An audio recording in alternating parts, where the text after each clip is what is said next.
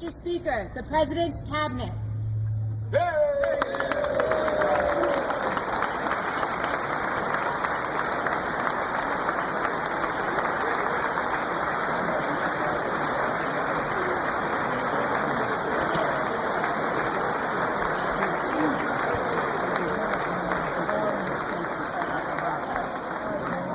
That's true. I should have done way better. There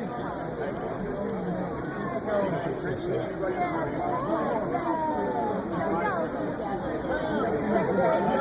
wait to connect with you. You have so much fun. Yes.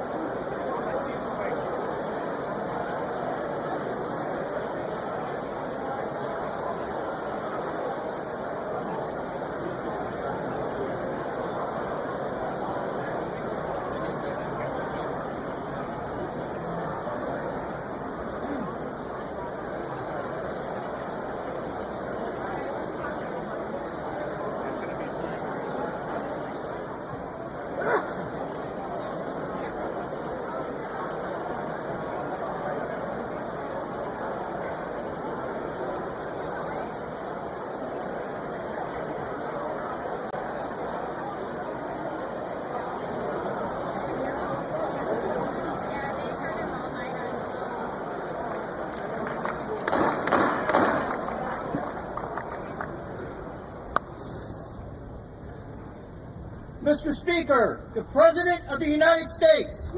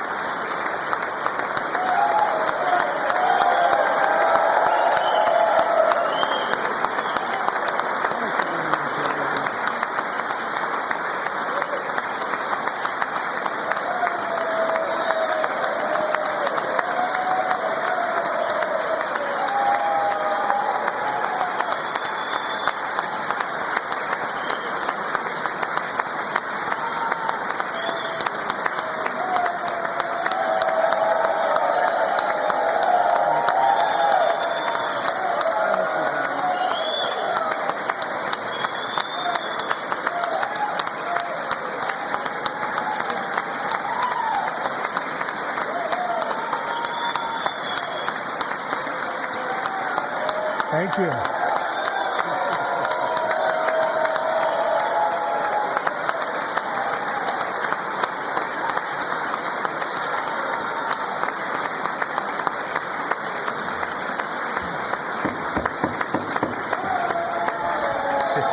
Thank you very much.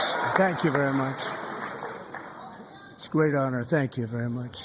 Speaker Johnson, Vice President Vance, the First Lady of the United States,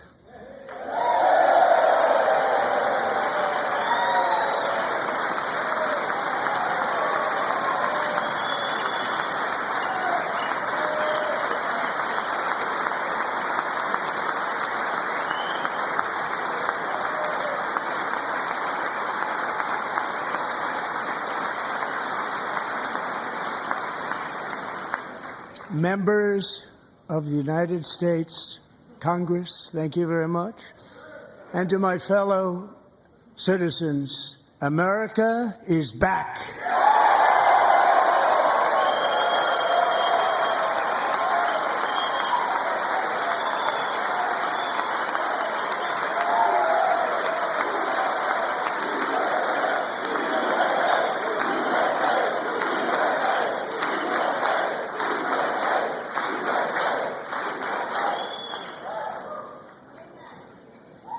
6 weeks ago, I stood beneath the dome of this Capitol and proclaimed the dawn of the golden age of America. From that moment on, it has been nothing but swift and unrelenting action to usher in the greatest and most successful era in the history of our country. We have accomplished more in 43 days than most administrations accomplished in 4 years or 8 years, and we are just getting started.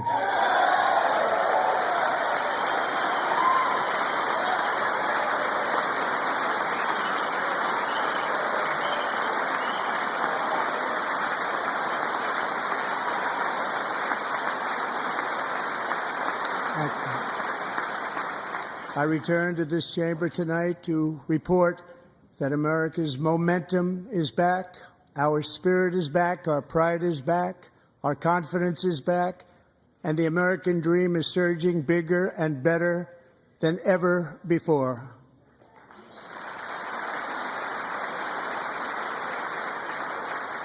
The American dream is unstoppable, and our country is on the verge of a comeback, the likes of which the world has never witnessed and perhaps will never witness again. There's never been anything like it. The presidential election of November 5th was a mandate like has not been seen in many decades. We won all 7 swing states, giving us an electoral college victory of 312 votes.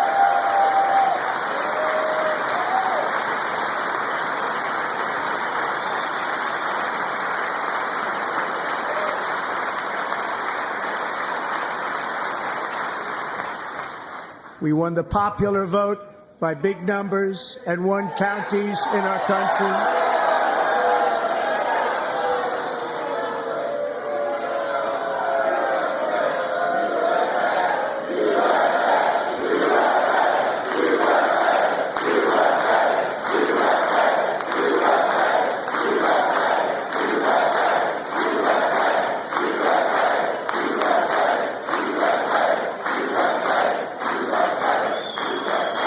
And won counties in our country, 2,700 to 525, on a map that reads almost completely red for Republican.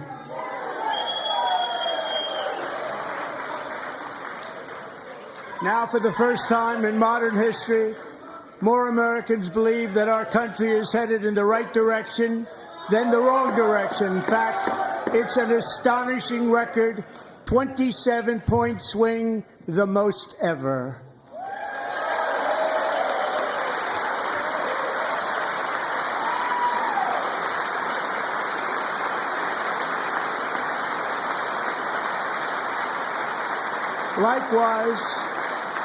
Small business optimism saw its single largest one-month gain ever recorded, a 41-point jump.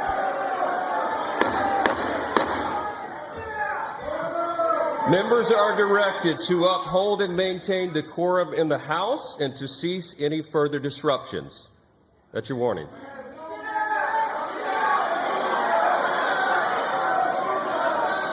Members are engaging in willful and continuing breach of decorum, and the chair is prepared to direct the Sergeant-at-Arms to restore order to the joint session.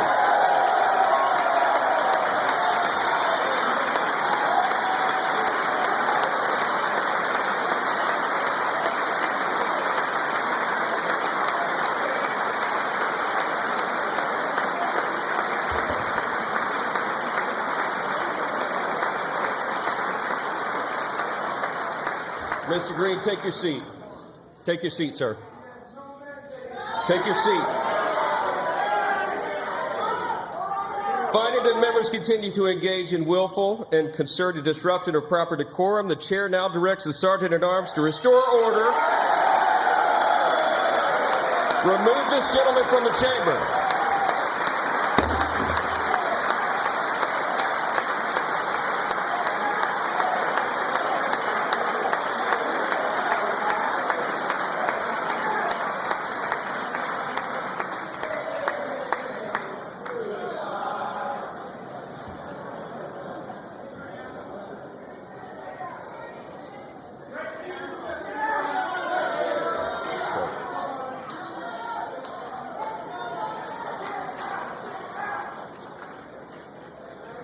Members are directed to uphold and maintain decorum in the House. Mr. President, you continue. Thank you. Over the past 6 weeks, I have signed nearly 100 executive orders and taken more than 400 executive actions, a record to restore common sense, safety, optimism, and wealth all across our wonderful land. The people elected me to do the job, and I'm doing it.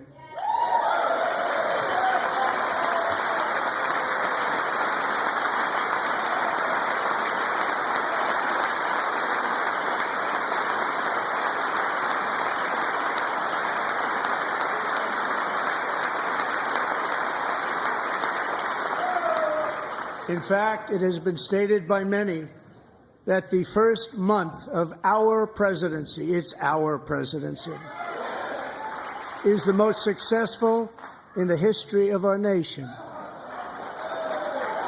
By many.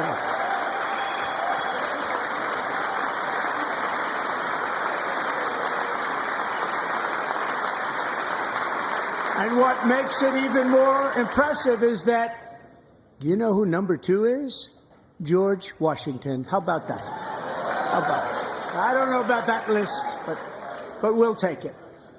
Within hours of taking the oath of office, I declared a national emergency on our southern border, and I deployed the U.S. military and Border Patrol to repel the invasion of our country.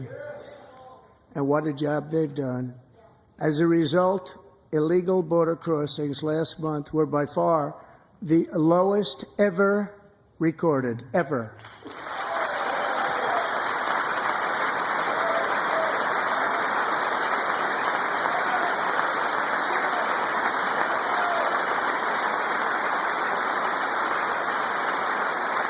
They heard my words and they chose not to come. Much easier that way. In comparison, under Joe Biden, the worst president in American history, there were hundreds of thousands of illegal crossings a month, and virtually all of them, including murderers, drug dealers, gang members, and people from mental institutions and insane asylums, were released into our country. Who would want to do that? This is my 5th such speech to Congress. And once again, I look at the Democrats in front of me, and I realize there is absolutely nothing I can say to make them happy or to make them stand or smile or applaud. Nothing I can do. I could find a cure to the most devastating disease, a disease that would wipe out entire nations, or announce the answers to the greatest economy in history or the stoppage of crime to the lowest levels ever recorded. And these people sitting right here will not clap, will not stand, and certainly will not cheer for these astronomical achievements. They won't do it, no matter what. Five times I've been up here. It's very sad, and it just shouldn't be this way.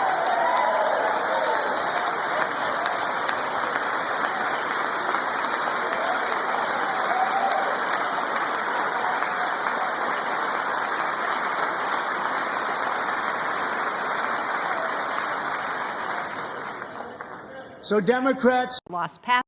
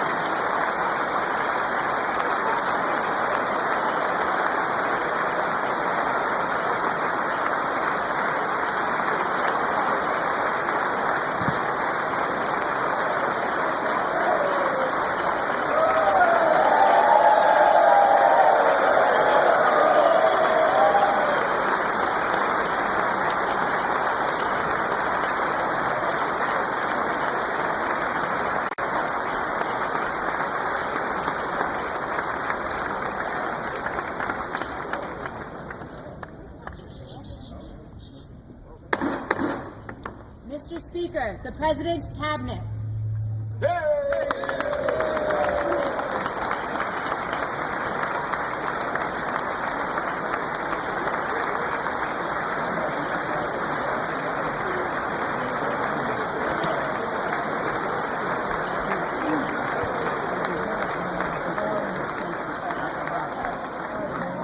That's true. I should have done better. I should have done way better. There Can't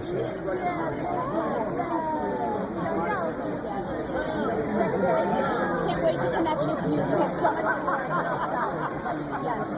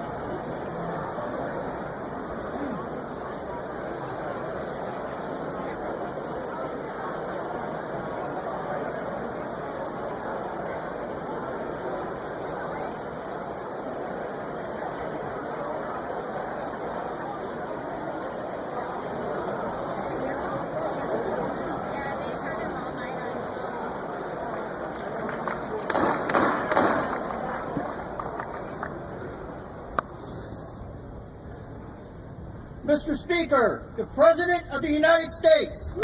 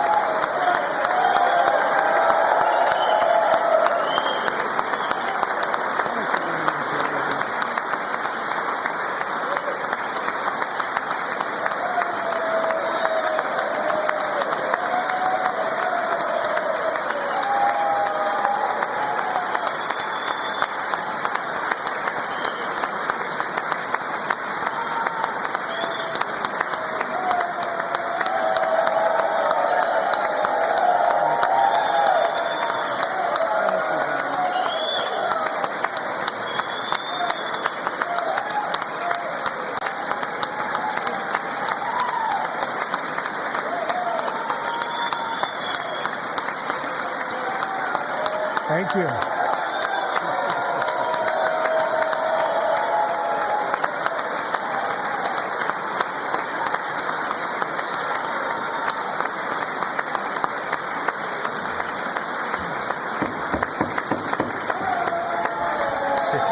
Thank you very much. Thank you very much. It's a great honor. Thank you very much. Speaker Johnson, Vice President Vance, the First Lady of the United States,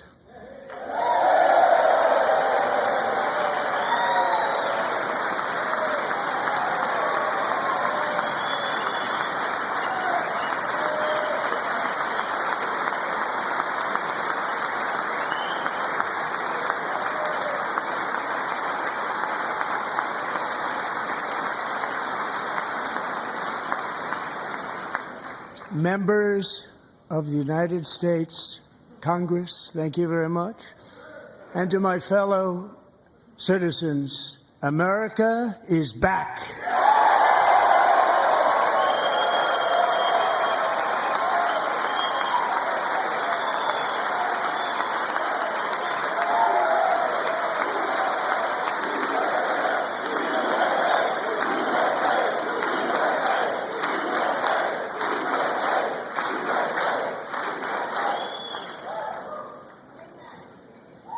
6 weeks ago, I stood beneath the dome of this Capitol and proclaimed the dawn of the golden age of America.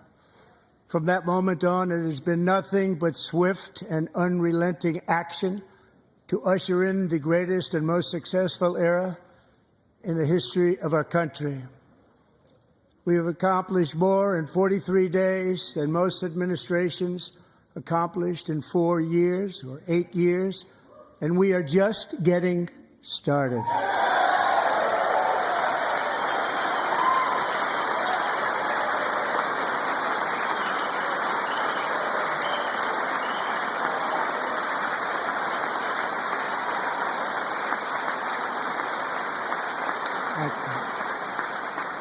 I return to this chamber tonight to report that America's momentum is back, our spirit is back, our pride is back, our confidence is back, and the American dream is surging bigger and better than ever before.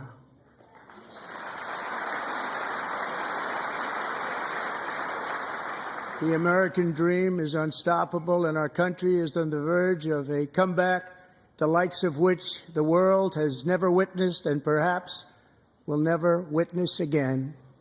There's never been anything like it. The presidential election of November 5th was a mandate like has not been seen in many decades. We won all 7 swing states, giving us an electoral college victory of 312 votes.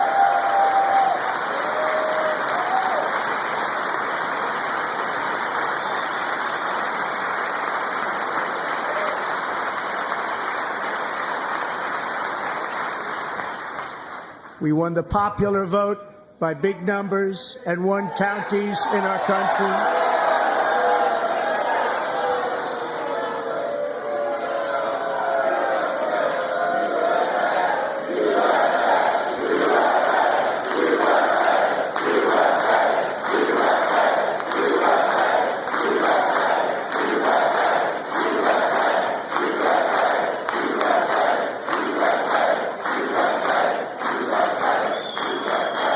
And won counties in our country, 2,700 to 525, on a map that reads almost completely red for Republican.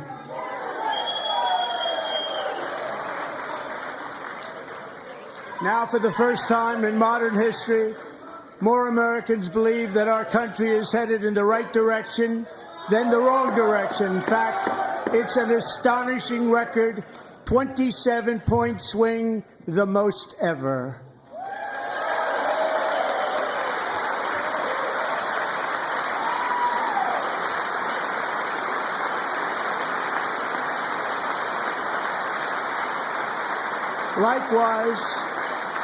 Small business optimism saw its single largest one-month gain ever recorded, a 41-point jump.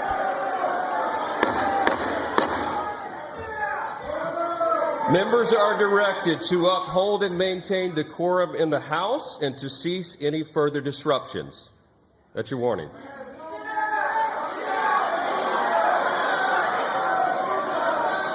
Members are engaging in willful and continuing breach of decorum, and the chair is prepared to direct the Sergeant-at-Arms to restore order to the joint session.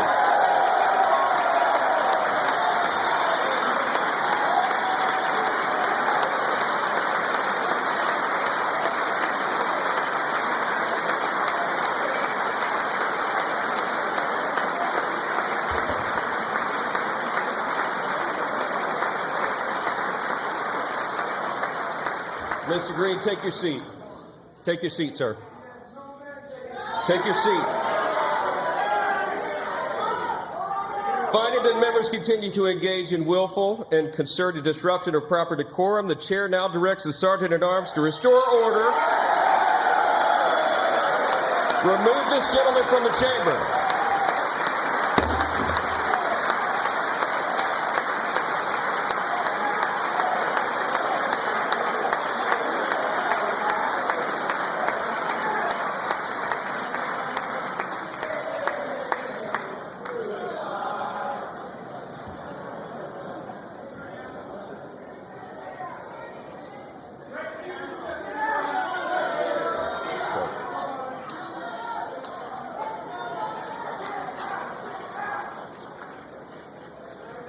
Members are directed to uphold and maintain decorum in the House.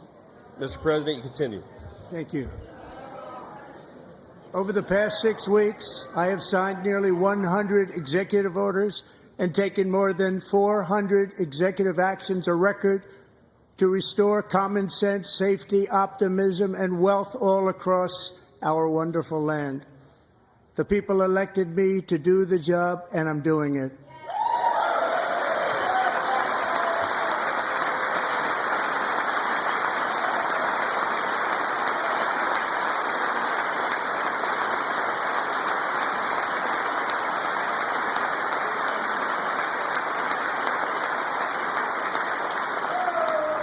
In fact, it has been stated by many that the first month of our presidency, it's our presidency, is the most successful in the history of our nation.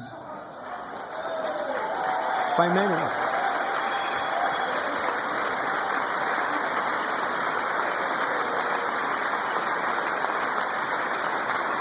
And what makes it even more impressive is that, do you know who number 2 is?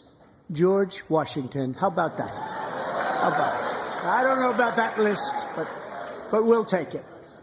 Within hours of taking the oath of office, I declared a national emergency on our southern border, and I deployed the U.S. military and Border Patrol to repel the invasion of our country. And what a job they've done. As a result, illegal border crossings last month were by far the lowest ever recorded, ever.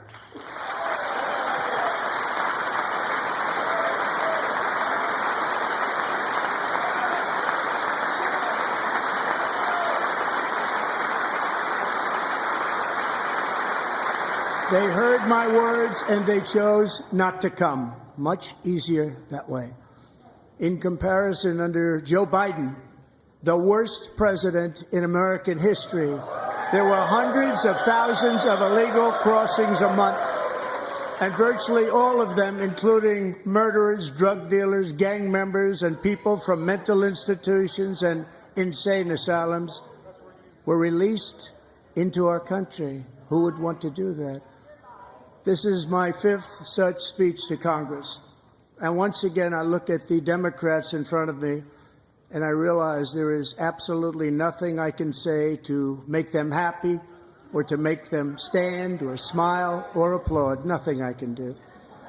I could find a cure to the most devastating disease, a disease that would wipe out entire nations, or announce the answers to the greatest economy in history or the stoppage of crime to the lowest levels ever recorded. And these people sitting right here will not clap, will not stand, and certainly will not cheer for these astronomical achievements. They won't do it, no matter what. Five times I've been up here. It's very sad, and it just shouldn't be this way.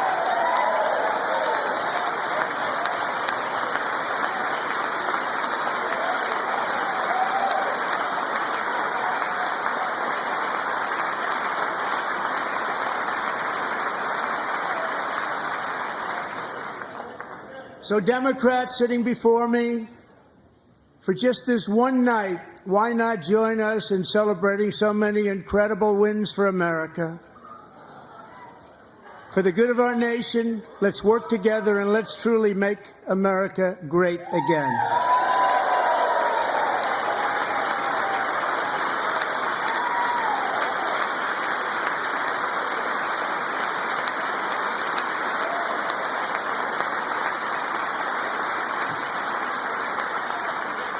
Every day my administration is fighting to deliver the change America needs to bring a future that America deserves, and we're doing it.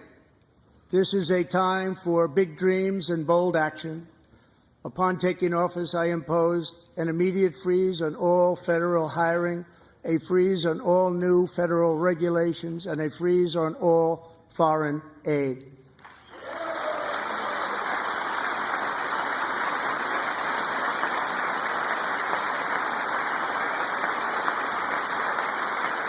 I terminated the ridiculous Green New Scam. I withdrew from the unfair Paris Climate Accord, which was costing us trillions of dollars that other countries were not paying. I withdrew from the corrupt World Health Organization.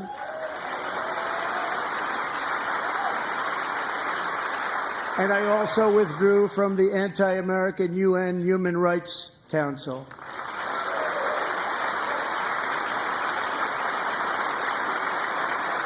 We ended all of Biden's environmental restrictions that were making our country far less safe and totally unaffordable. And importantly, we ended the last administration's insane electric vehicle mandate, saving our auto workers and companies from economic destruction.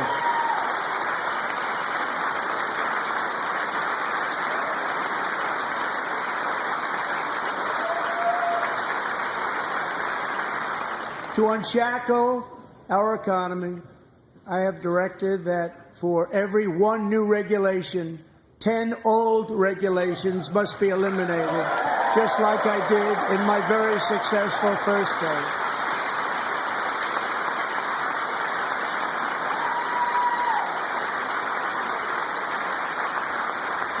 And in that first term, we set records on ending unnecessary rules and regulations like no other president had done before.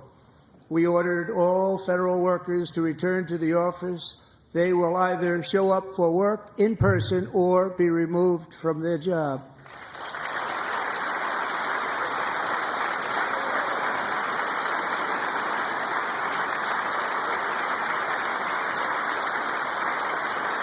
And we have ended weaponized government where, as an example, a sitting president is allowed to viciously prosecute his political opponent, like me.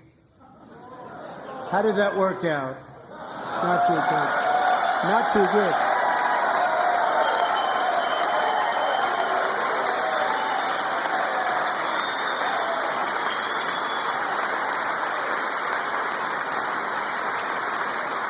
And I have stopped all government censorship and brought back free speech in America. It's back.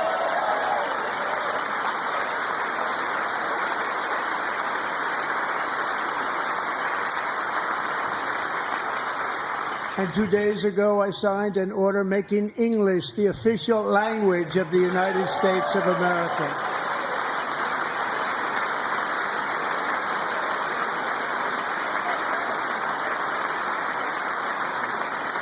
I renamed the Gulf of Mexico the Gulf of America.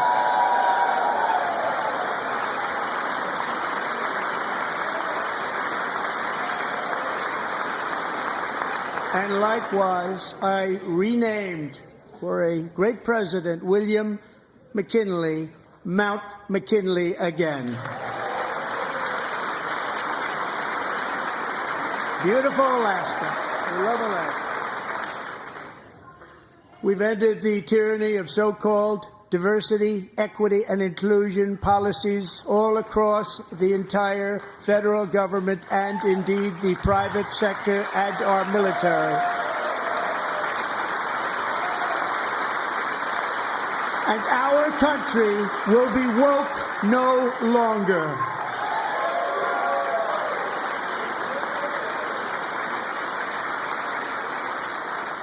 We believe that whether you are a doctor, an accountant, a lawyer, or an air traffic controller, you should be hired and promoted based on skill and competence, not race or gender. Very important.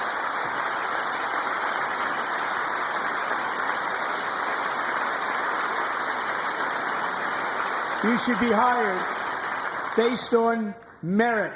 And the Supreme Court, in a brave and very powerful decision, has allowed us to do so. Thank you. Thank you very much. Thank you. We have removed the poison of critical race theory from our public schools, and I signed an order making it the official policy of the United States government that there are only two genders, male and female.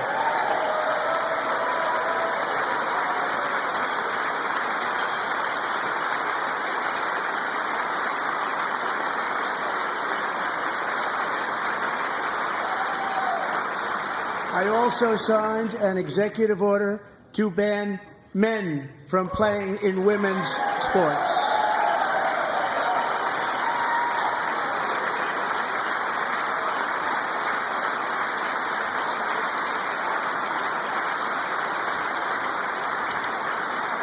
Years ago, Peyton McNabb was an all-star high school athlete, one of the best, preparing for a future in college sports. But when her girls' volleyball match was invaded by a male, he smashed the ball so hard in Peyton's face, causing traumatic brain injury, partially paralyzing her right side and ending her athletic career. It was a shot like she's never seen before. She's never seen anything like it. Peyton is here tonight in the gallery, and Peyton, from now on, schools will kick the men off the girls' team, or they will lose all federal funding.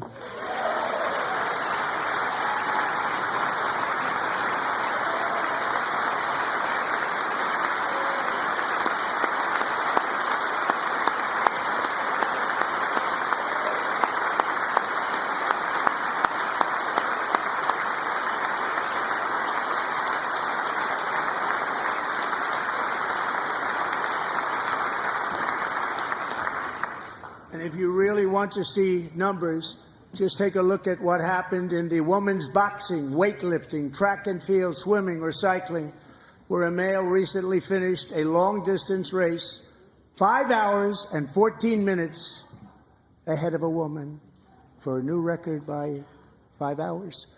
Broke the record by 5 hours.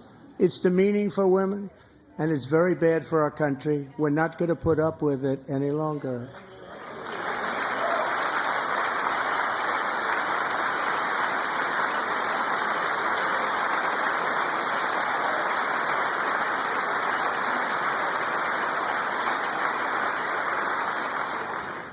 What I have just described is only a small fraction of the common sense revolution that is now, because of us, sweeping the entire world. Common sense has become a common theme, and we will never go back. Never. Never going to let that happen. Among my very highest priorities is to rescue our economy and get dramatic and immediate relief to working families. As you know, we inherited from the last administration an economic catastrophe and an inflation nightmare. Their policies drove up energy prices, pushed up grocery costs, and drove the necessities of life out of reach for millions and millions of Americans. They've never had anything like it. We suffered the worst inflation in 48 years, but perhaps even in the history of our country. They're not sure. As president, I'm fighting every day to reverse this damage and make America affordable again.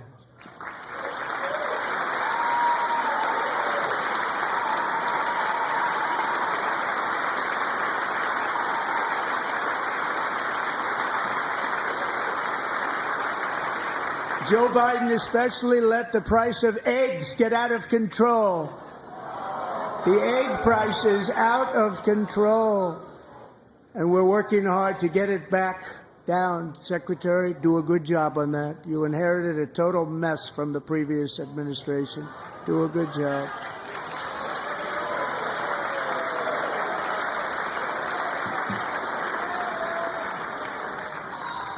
A major focus of our fight to defeat inflation is rapidly reducing the cost of energy. The previous administration cut the number of new oil and gas leases by 95%, slowed pipeline construction to a halt, and closed more than 100 power plants. We are opening up many of those power plants right now.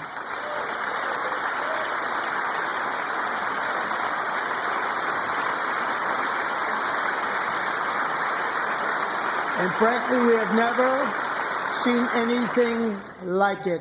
That's why on my first day in office, I declared a national energy emergency. As you've heard me say many times, we have more liquid gold under our feet than any nation on earth, and by far. And now I fully authorize the most talented team ever assembled to go and get it. It's called Drill, Baby, Drill.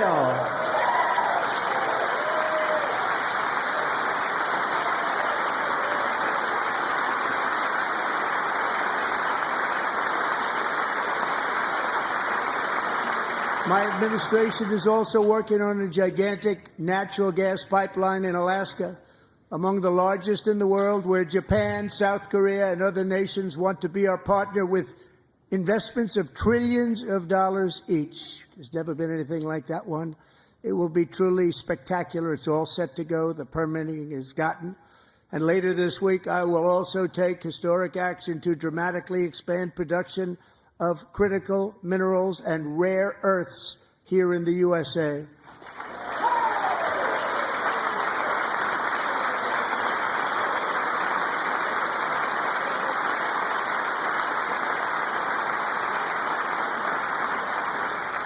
To further combat inflation, we will not only be reducing the cost of energy, but will be ending the flagrant waste of taxpayer dollars.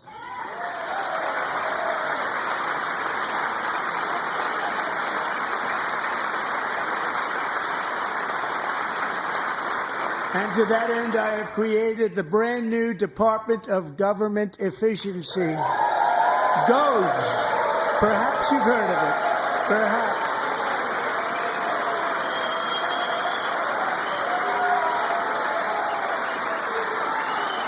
Which is headed by Elon Musk, who is in the gallery tonight.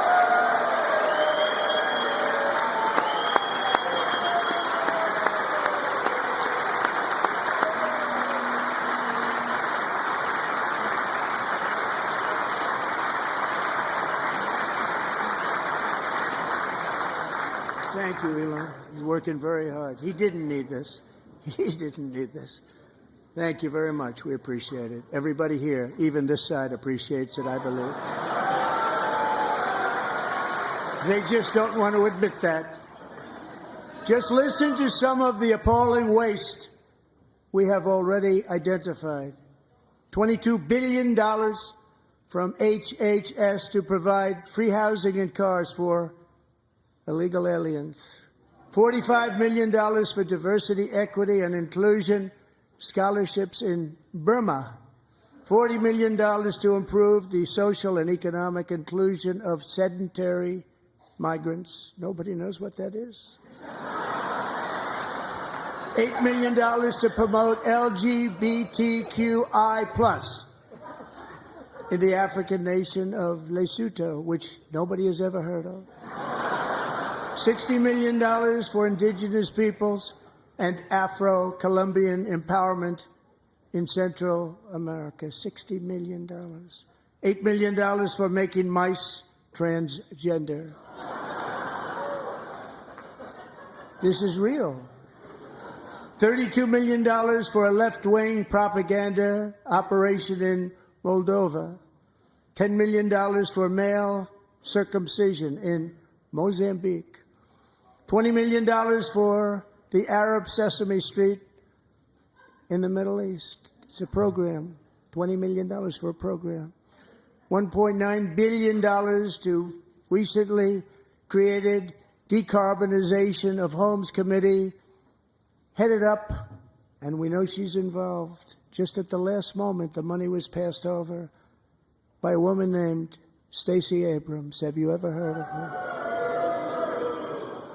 A $3.5 million consulting contract for lavish fish monitoring. $1.5 million for voter confidence in Liberia. $14 million for social cohesion in Mali. $59 million for illegal alien hotel rooms in New York City. He's a real estate developer. He's done very well. $250,000 to increase vegan local climate action innovation in Zambia. $42 million for social and behavior change in Uganda. $14 million for improving public procurement in Serbia. $47 million for improving learning outcomes in Asia. Asia's doing very well with learning. You know what we're doing. We should use it ourselves. And $101 million for DEI contracts at the Department of Education. The most ever paid, nothing even like it. Under the Trump administration, all of these scams, and they're far worse, but I didn't think it was appropriate to talk about them. They're so bad. Many more have been found out and exposed and swiftly terminated by a group of very intelligent, mostly young people, headed up by Elon, and we appreciate it. We found hundreds of billions of dollars of fraud.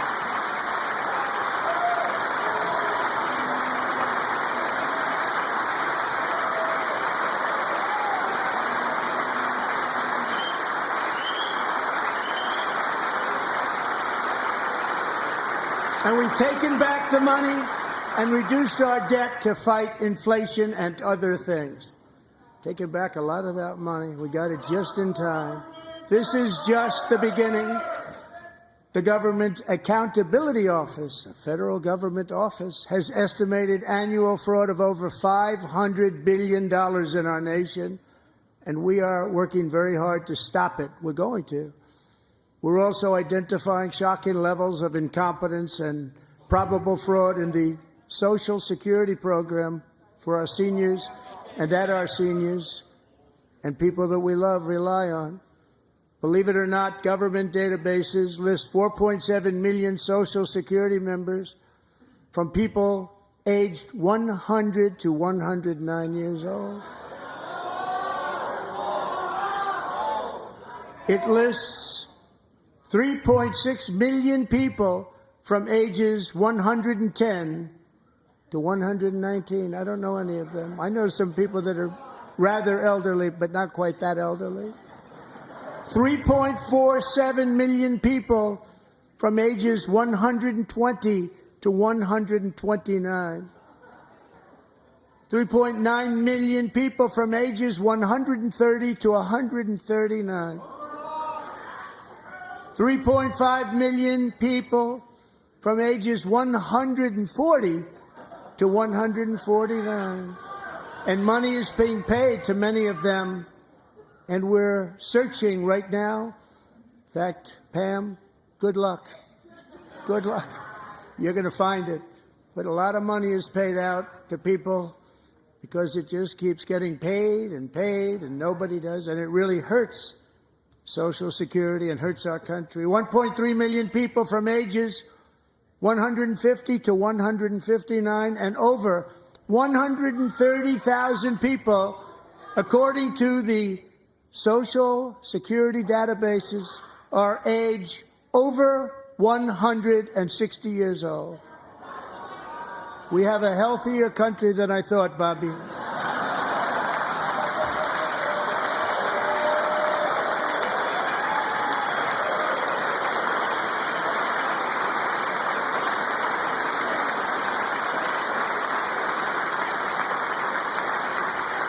Including, to finish, 1,039 people between the ages of 220 and 229, one person between the age of 240 and 249, and one person is listed at 360 years of age. More than 100 years older than our country. But we're going to find out where that money's going, and it's not going to be pretty. By slashing all of the fraud, waste, and theft we can find, we will defeat inflation, bring down mortgage rates, lower car payments and grocery prices, protect our seniors, and put more money in the pockets of American families.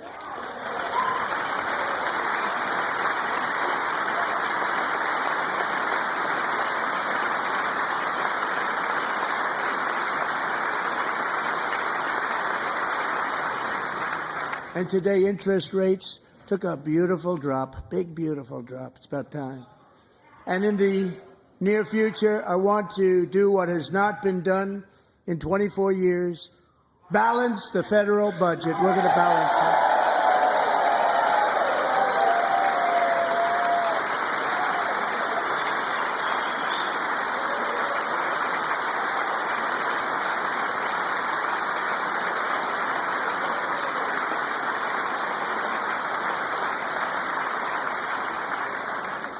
With that goal in mind, we have developed in great detail what we are calling the Gold Card, which goes on sale very, very soon. For $5 million, we will allow the most successful job-creating people from all over the world to buy a path to U.S. citizenship. It's like the green card, but better and more sophisticated. And these people will have to pay tax in our country. They won't have to pay tax from where they came. The money that they've made, you wouldn't want to do that, but they have to pay tax, create jobs. They'll also be taking people out of colleges and paying for them so that we can keep them in our country instead of having them being forced out.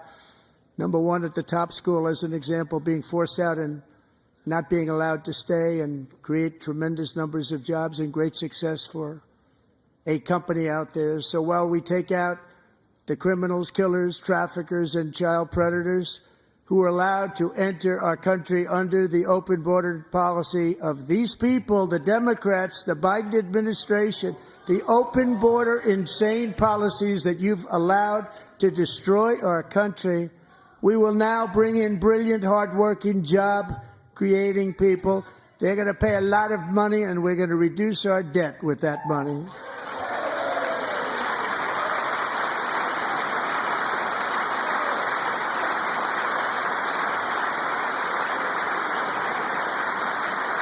Americans have given us a mandate for bold and profound change. For nearly 100 years, the federal bureaucracy has grown until it has crushed our freedoms, ballooned our deficits, and held back America's potential in every possible way. The nation founded by pioneers and risk-takers now drowns under millions and millions of pages of regulations and debt. Approvals that should take 10 days to get instead take 10 years, 15 years, and even 20 years before you're rejected. Meanwhile, we have hundreds of thousands of federal workers who have not been showing up to work. My administration will reclaim power from this unaccountable bureaucracy, and we will restore true democracy to America again.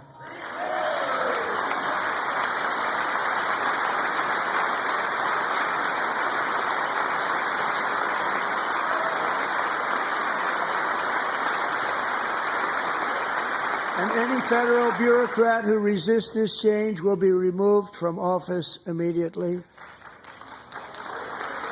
Because we are draining the swamp. It's very simple. And the days of rule by unelected bureaucrats are over.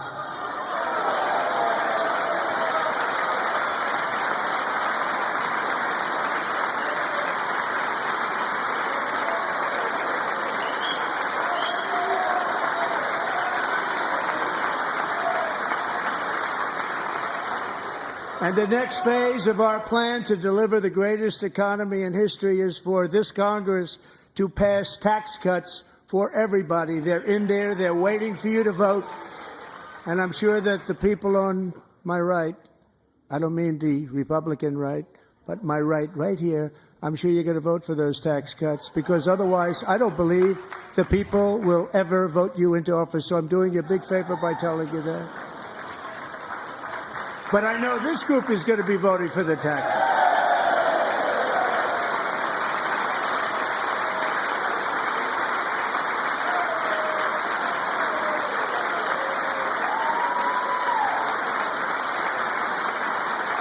Thank you.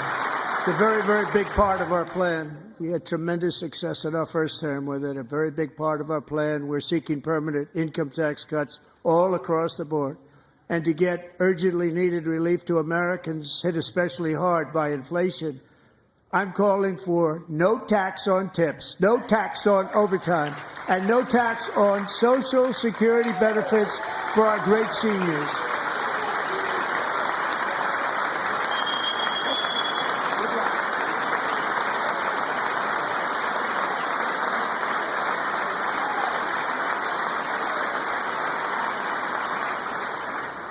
And I also want to make interest payments on car loans tax deductible, but only if the car is made in America.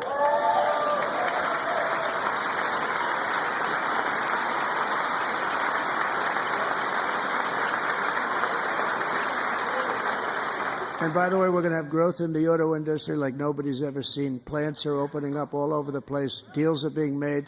Never seen. That's a combination of the election win and tariffs. It's a beautiful word, isn't it? That, along with our other policies, will allow our auto industry to absolutely boom. It's going to boom. Spoke to the majors today, all three, the top people, and they're so excited. In fact, already numerous car companies have announced that they will be building massive automobile plants in America, with Honda just announcing a new plant in Indiana, one of the largest anywhere in the world.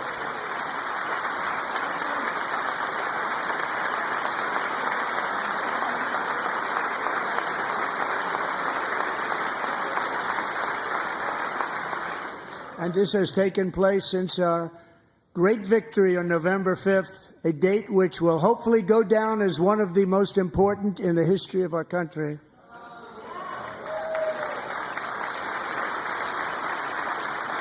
In addition, as part of our tax cuts, we want to cut taxes on domestic production and all manufacturing. And just as we did before, we will provide 100% expensing. It will be retroactive to January 20th, 2025. And it was one of the main reasons why our tax cuts were so successful in our first term, giving us the most successful economy in the history of our country. First term. We had a great first term.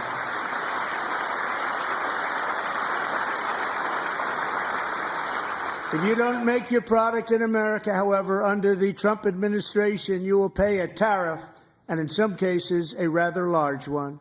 Other countries have used tariffs against us for decades, and now it's our turn to start using them against those other countries. And countless other nations charge us tremendously higher tariffs than we charge them. It's very unfair. India charges us auto tariffs higher than 100%.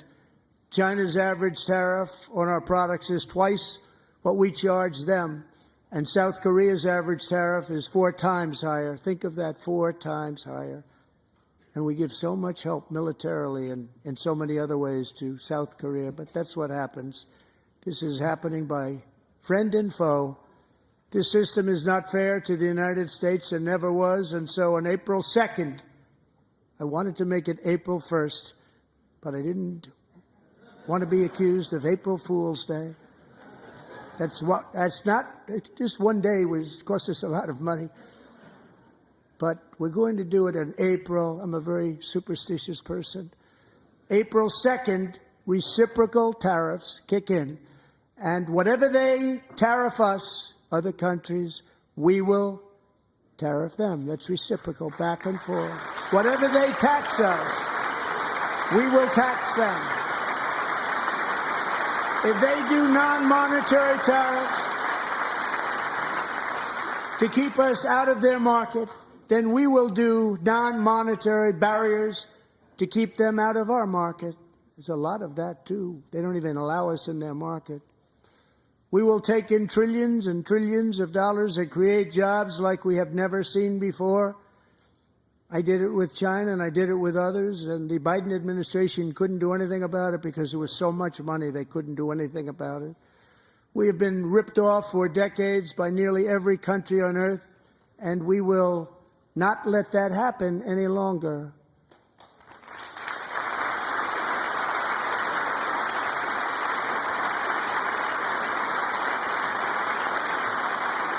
Much has been said over the last 3 months about Mexico and Canada, but we have very large deficits with both of them. But even more importantly, they've allowed fentanyl to come into our country at levels never seen before, killing hundreds of thousands of our citizens and many very young, beautiful people, destroying families.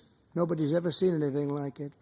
They are, in effect, receiving subsidies of hundreds of billions of dollars. We pay subsidies to Canada and to Mexico of hundreds of billions of dollars, and the United States will not be doing that any longer. We're not going to do it any longer.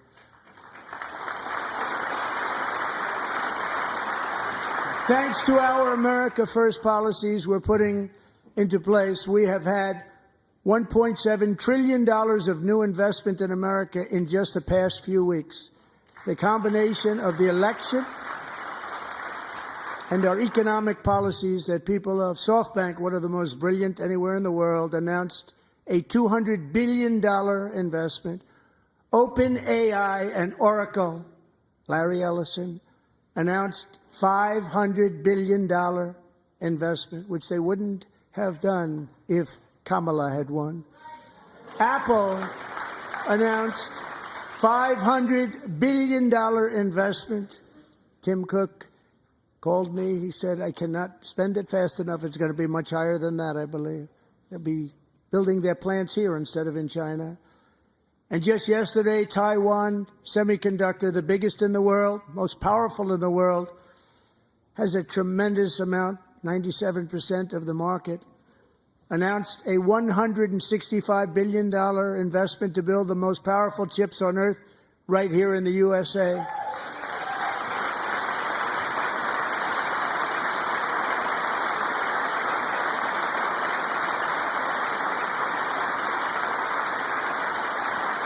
And we're not giving them any money. Your CHIPS Act is a horrible, horrible thing. We give hundreds of billions of dollars, and it doesn't mean a thing. They take our money and they don't spend it. All that meant to them, we're giving them no money. All that was important to them was they didn't want to pay the tariffs, so they came and they're building, and many other companies are coming. We don't have to give them money. We just want to protect our businesses and our people. And they will come because they won't have to pay tariffs if they build in America. So it's very amazing. You should get rid of the CHIP Act, and whatever's left over, Mr. Speaker, you should use it to reduce debt or any other reason you want to.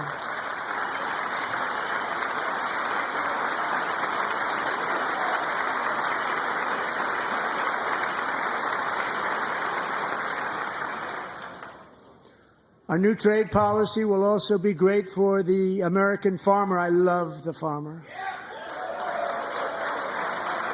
who will now be selling into our home market, the USA, because nobody is going to be able to compete with you, because there's goods that come in from other countries and companies.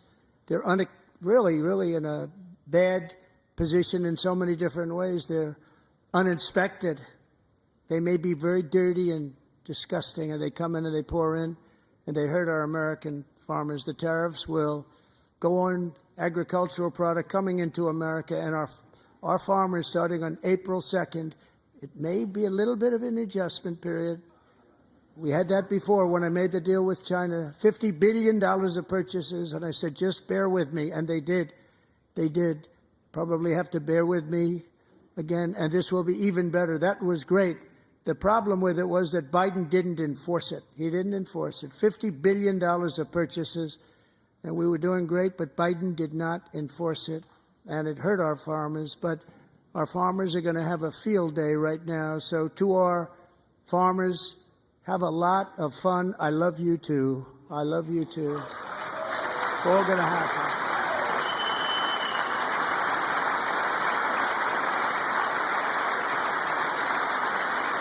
And I have also imposed a 25% tariff on foreign aluminum, copper, lumber, and steel, because if we don't have, as an example, steel and lots of other things, we don't have a military, and frankly, we just won't have a country very long. Here today is a proud American steelworker, fantastic person from Decatur, Alabama, Jeff Denard. Has been working at the same steel plant for 27 years in a job that has allowed him to serve as the captain of his local volunteer fire department, raise 7 children with his beautiful wife, Nicole, and over the years provide a loving home for more than 40 foster children. So great, Jeff.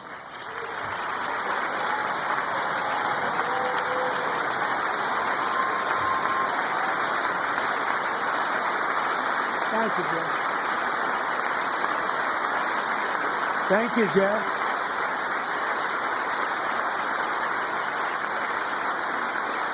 Stories like Jeff's remind us that tariffs are not just about protecting American jobs. They're about protecting the soul of our country. Tariffs are about making America rich again and making America great again, and it's happening, and it will happen rather quickly. There'll be a little disturbance, but we're okay with that. It won't be much. No, you're not. Oh. And look where Biden took us, very low, the lowest we've ever been. Jeff, I want to thank you very much.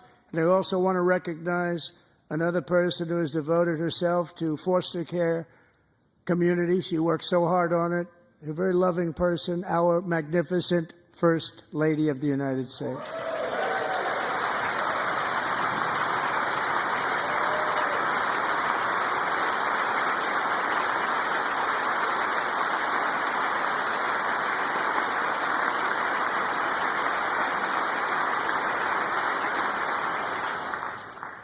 Melania's work has yielded incredible results, helping prepare our nation's future leaders as they enter the workforce.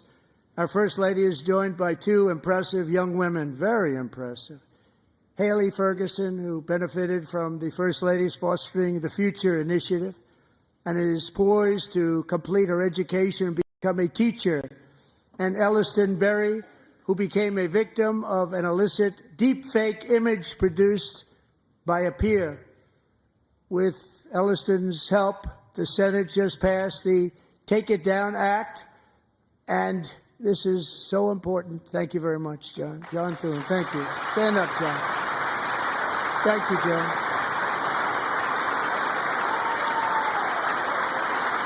Thank you all very much.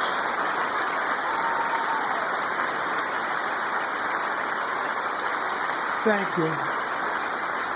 And thank you to John Thune and the Senate. Great job. To criminalize the publication of such images online is a terrible, terrible thing. And once it passes the House, I look forward to signing that bill into law. Thank you. And I'm going to use that bill for myself, too, if you don't mind. Because nobody gets treated worse than I do online. Nobody. That's great. Thank you very much to the Senate. Thank you. But if we truly care about protecting Americans' children, no step is more crucial than securing America's borders. Over the past 4 years, 21 million people poured into the United States. Many of them were murderers, human traffickers, gang members, and other criminals from the streets of dangerous cities all throughout the world. Because of Joe Biden's insane and very dangerous open border policies, they are now strongly embedded in our country, but we are getting them out and getting them out fast.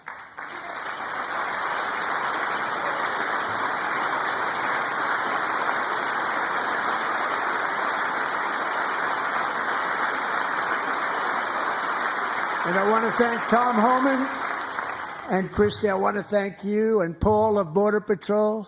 I want to thank you. What a job they've all done. Everybody, Border Patrol, ICE, law enforcement in general is incredible. We have to take care of our law enforcement. Have to.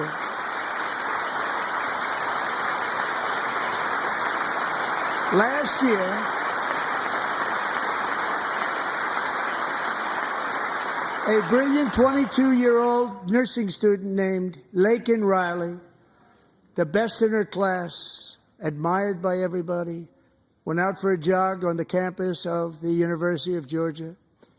That morning, Laken was viciously attacked, assaulted, beaten, brutalized, and horrifically murdered. Laken was stolen from us by a savage illegal alien gang member who was arrested while trespassing across Biden's open southern border and then set loose into the United States under the heartless policies of that failed administration. It was indeed a failed administration. He had then been arrested and released in a Democrat-run sanctuary city, a disaster, before ending the life of this beautiful young angel. With us this evening are Laken's beloved mother, Allison, and her sister, Lauren.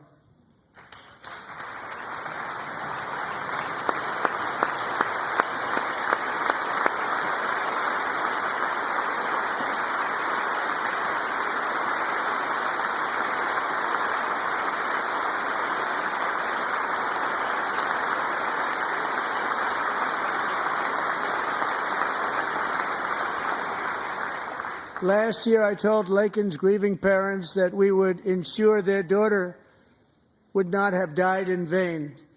That's why the very first bill I signed into law as your 47th president mandates the detention of all dangerous criminal aliens who threaten public safety. It's a very strong, powerful act.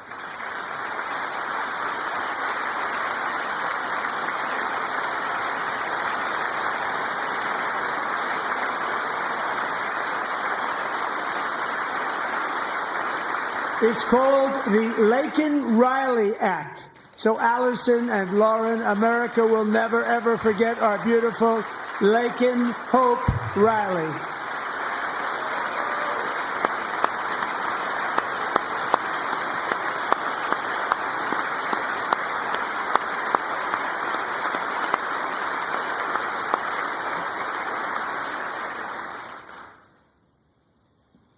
Thank you very much. Since taking office, my administration has launched the most sweeping border and immigration crackdown in American history, and we quickly achieved the lowest numbers of illegal border crossers ever recorded. Thank you.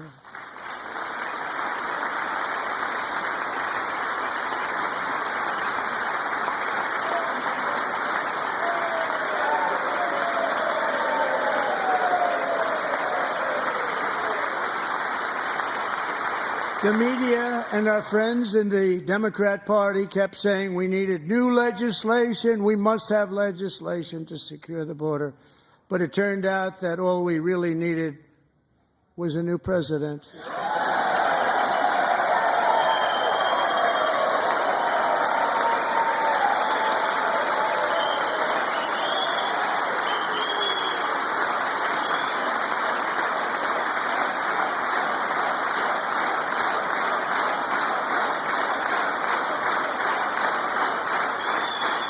Thank you. Joe Biden didn't just open our borders, he flew illegal aliens over them to overwhelm our schools, hospitals, and communities throughout the country. Entire towns like Aurora, Colorado, and Springfield, Ohio, buckled under the weight of the migrant occupation and corruption like nobody's ever seen before. Beautiful towns destroyed. Now, just as I promised in my inaugural address, we are achieving the great liberation of America.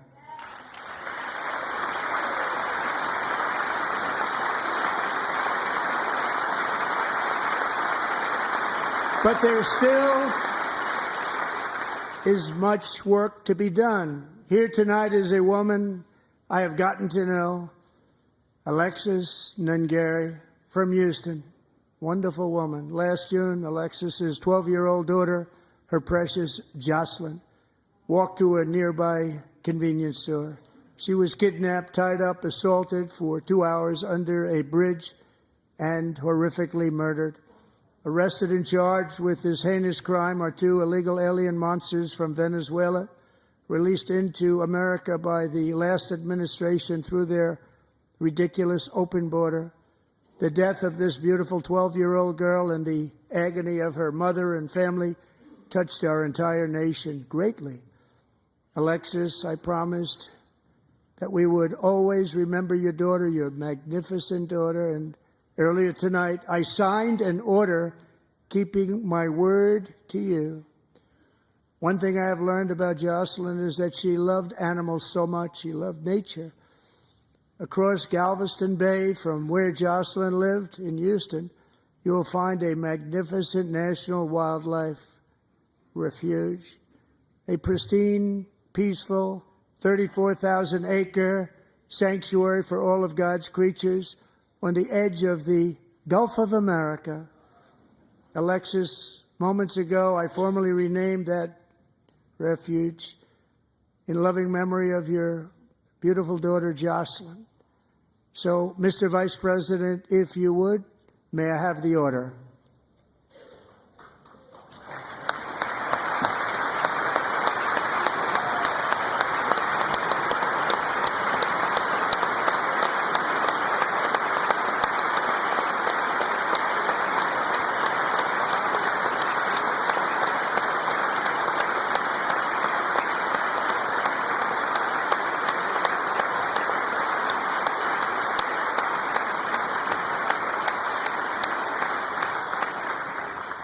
Thank you very much.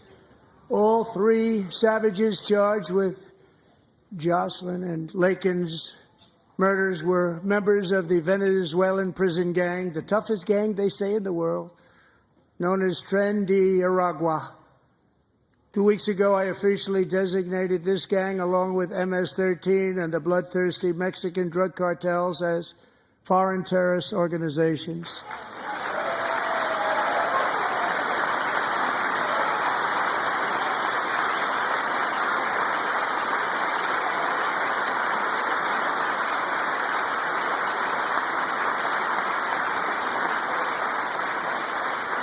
They are now officially in the same category as ISIS, and that's not good for them. Countless thousands of these terrorists were welcomed into the U.S. by the Biden administration. But now every last one will be rounded up and forcibly removed from our country, or, if they're too dangerous, put in jails, standing trial in this country, because we don't want them to come back ever. With us this evening is a warrior on the front lines of that battle, Border Patrol Agent Roberto Ortiz. Great guy.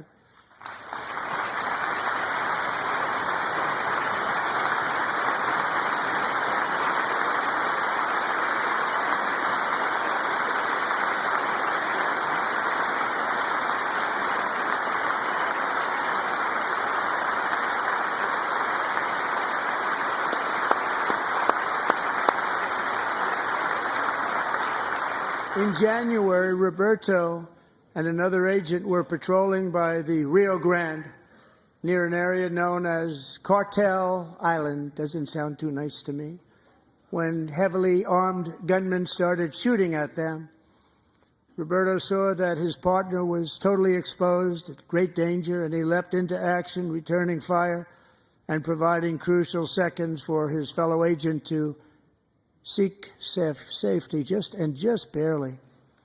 I have some of the prints of that event, and it was not good. Agent Ortiz, we salute you for your great courage and for your line of fire that you took and for the bravery that you showed. We honor you, and we will always honor you. Thank you, Roberto, very much.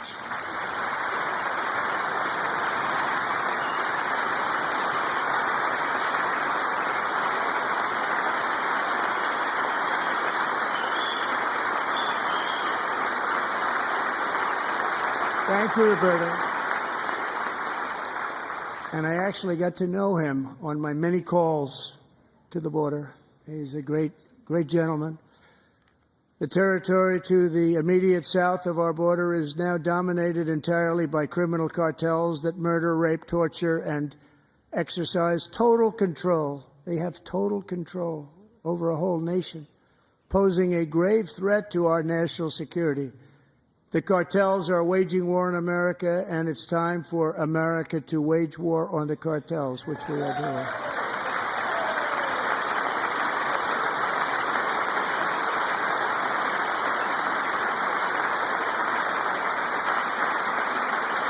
Five nights ago, Mexican authorities, because of our tariff policies being imposed on them, think of this, handed over to us 29 of the biggest cartel leaders in their country. That has never happened before. They want to make us happy. First time ever.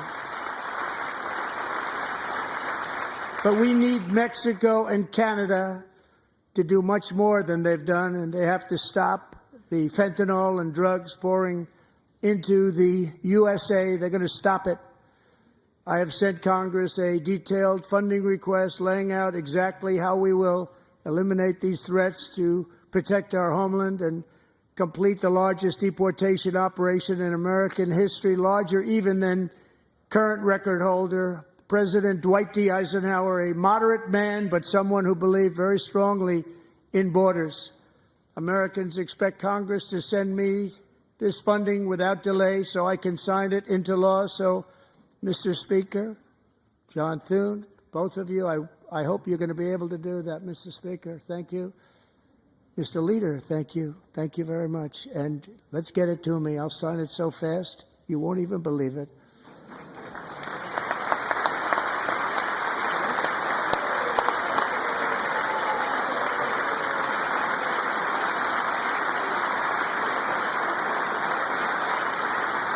And as we reclaim our sovereignty, we must also bring back law and order to our cities and towns.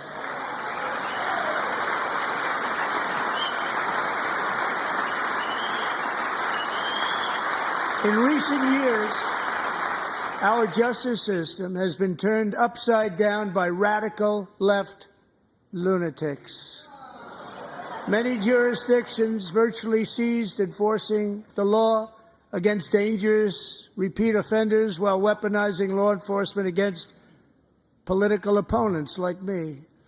My administration has acted swiftly and decisively to restore fair, equal, and impartial justice under the constitutional rule of law, starting at the FBI and the DOJ. Pam, good luck. Cash, wherever you may be, good luck. Good luck. Pam Bondi. Good luck. So important. Going to do a great job. Cash, thank you.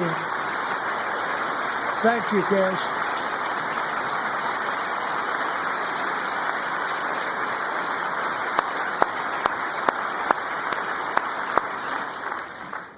They've already started very strong. They're going to do a fantastic job. You're going to be very proud of them. We're also once again giving our police officers the support, protection, and respect they so dearly deserve. They have to get it. They have such a hard, dangerous job, but we're going to make it less dangerous. The problem is the bad guys don't respect the law, but they're starting to respect it, and they soon will respect it. This also includes our great fire departments throughout the country. Our firemen and women are unbelievable people, and we'll never forget them. And besides that, they voted for me in record numbers, so I have no choice.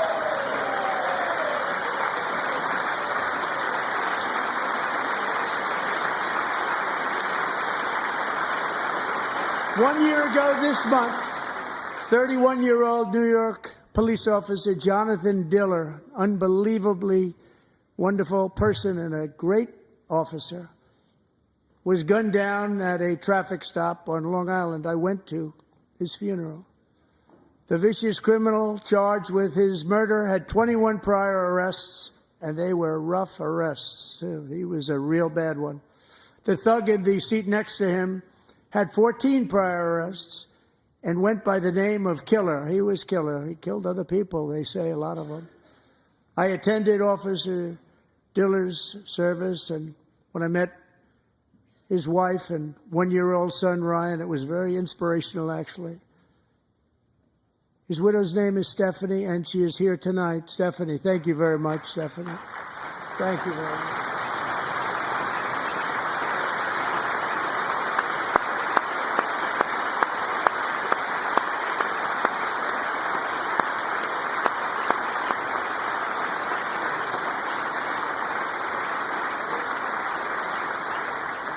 Stephanie, we're going to make sure that Ryan knows his dad was a true hero, New York's finest, and we're going to get these cold-blooded killers and repeat offenders off our streets, and we're going to do it fast. Got to stop it. They get out with 28 arrests. They push people into subway trains. They hit people over the head, back of the head with baseball bats. We got to get them out of here. I've already signed an executive order requiring a mandatory death penalty for anyone who murders a police officer, and tonight I'm asking Congress to pass that policy into permanent law.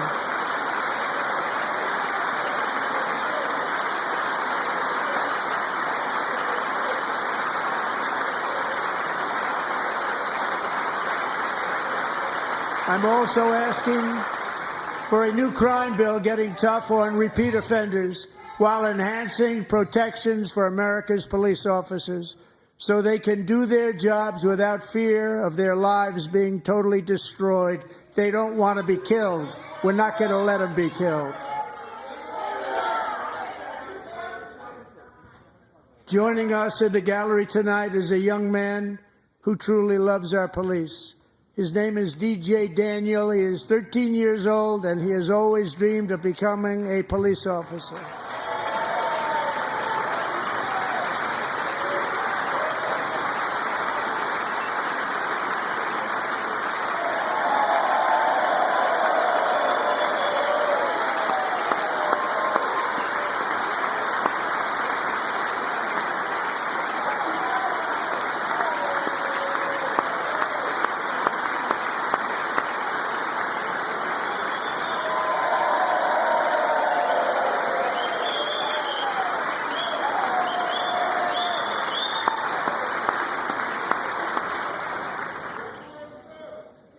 But in 2018, DJ was diagnosed with brain cancer.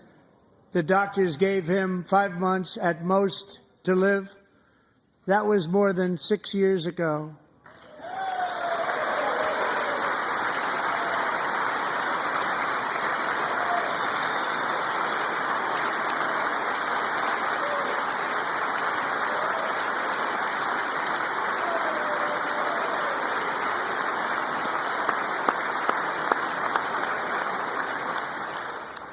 Since that time, DJ and his dad have been on a quest to make his dream come true, and DJ has been sworn in as an honorary law enforcement officer, actually a number of times. The police love him, the police departments love him. And tonight, DJ, we're going to do you the biggest honor of them all. I am asking our new Secret Service Director, Sean Curran, to officially make you an agent of the United States Secret Service.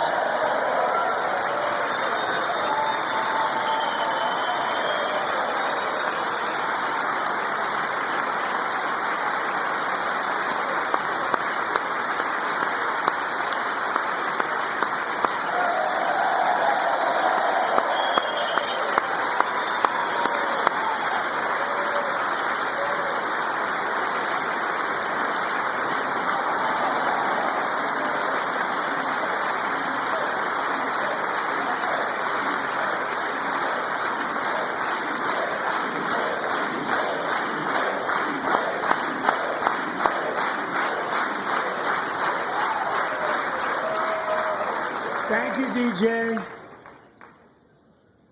DJ's doctors believe his cancer likely came from a chemical he was exposed to when he was younger. Since 1975, rates of child cancer have increased by more than 40%.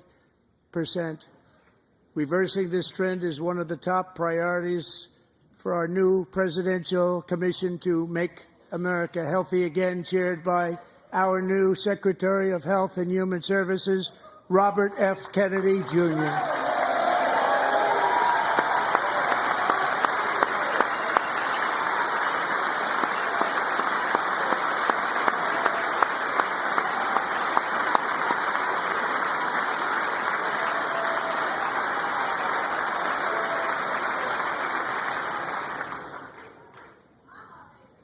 With the name Kennedy, you would have thought everybody over here would have been cheering.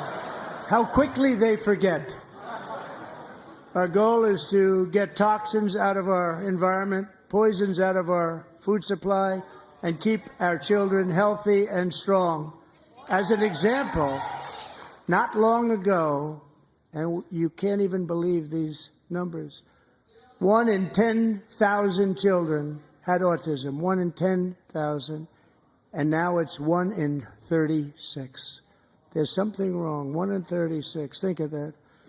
So we're going to find out what it is, and there's nobody better than Bobby and all of the people that are working with you. You have the best to figure out what is going on. Okay, Bobby? Good luck. It's a very important job. Thank you. Good job.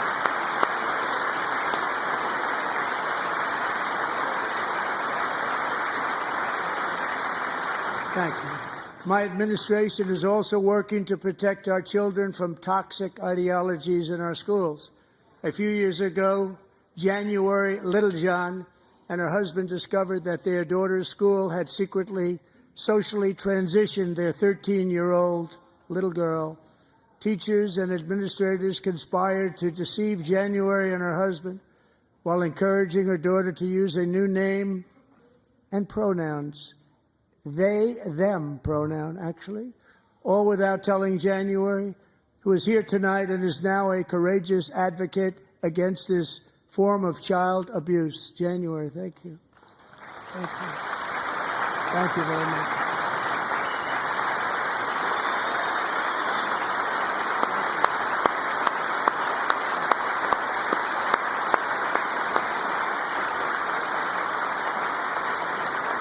Thank you. Stories like this are why, shortly after taking office, I signed an executive order banning public schools from indoctrinating our children with transgender ideology.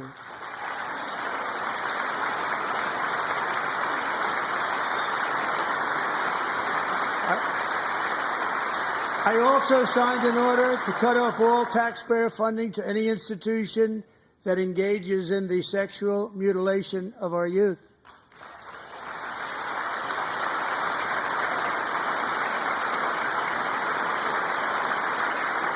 And now I want Congress to pass a bill permanently banning and criminalizing sex changes on children and forever ending the lie that any child is trapped in the wrong body.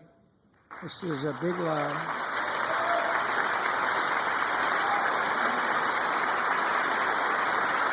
And our message to every child in America is that you are perfect exactly the way God made you.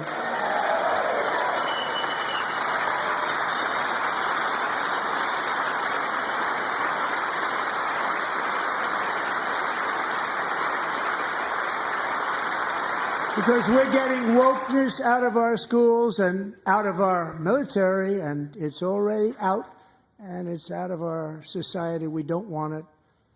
Wokeness is trouble. Wokeness is bad. It's gone. It's gone. And we feel so much better for it, don't we? Don't we feel better?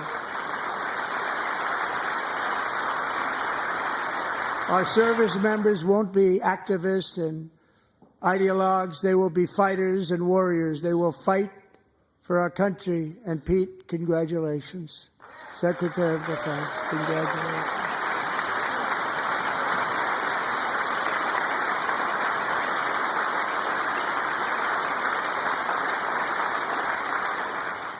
And he's not big into the woke movement, I can tell you. I know him well. I am pleased to report that in January, the U.S. Army had its single best recruiting month in 15 years, and that all armed services are having among the best recruiting results ever in the history of our services. What a difference.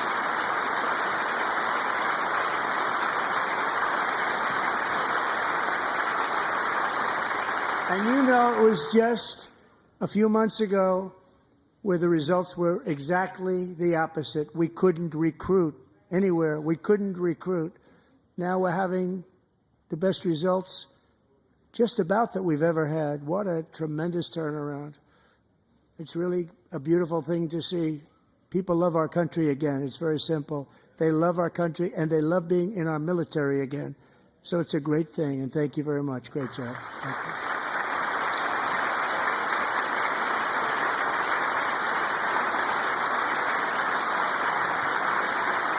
We're joined tonight by a young man, Jason Hartley, who knows the weight of that call of duty.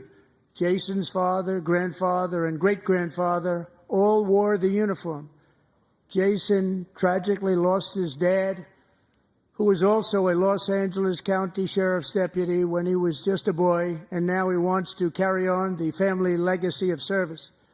Jason is a senior in high school, a 6-letter varsity athlete, a really good athlete, they say, a brilliant student with a 4.46, that's good, GPA. And his greatest dream is to attend the U.S. Military Academy at West Point.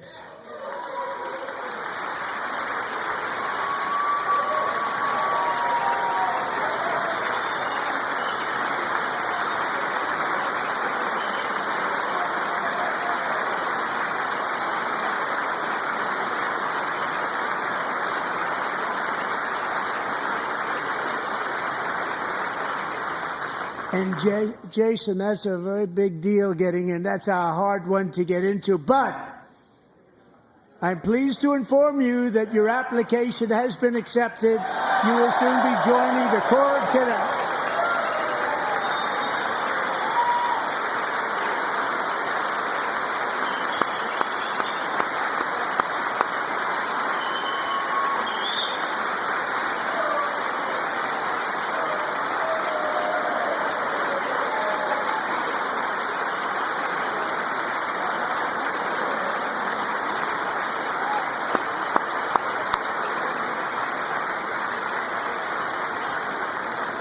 Thank you. Jason, you're going to be on the long gray line, Jason. As Commander-in-Chief, my focus is on building the most powerful military of the future. As a first step, I'm asking Congress to fund a state-of-the-art Golden Dome missile defense shield to protect our homeland, all made in the USA.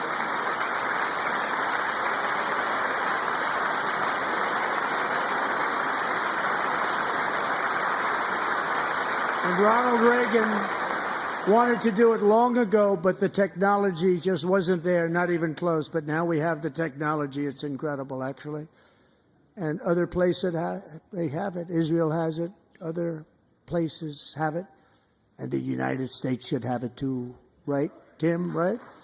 They should have it too. So I want to thank you. But it's a very, very important. This is a very dangerous world. We should have it. We want to be protected, and we're going to protect our citizens like never before. To boost our defense industrial base, we are also going to resurrect the American shipbuilding industry, including commercial shipbuilding and military shipbuilding.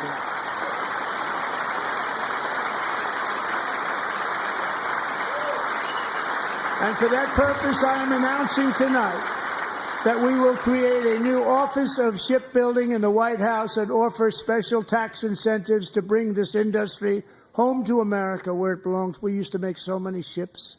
We don't make them anymore very much, but we're going to make them very fast, very soon. It will have a huge impact. To further enhance our national security, my administration will be reclaiming the Panama Canal, and we've already started doing it.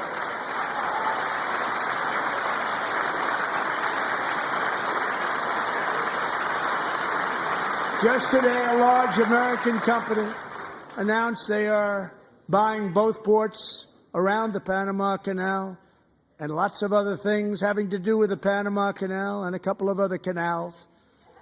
The Panama Canal was built by Americans for Americans, not for others, but others could use it. But it was built at tremendous cost of American blood and treasure. 38,000 workers died building the Panama Canal. They died of malaria. They died of snake bites and mosquitoes. Not a nice place to work. They paid them very highly to go there, knowing there was a 25% chance that they would die. The most expensive project also that was ever built in our country's history, if you bring it up to modern day costs.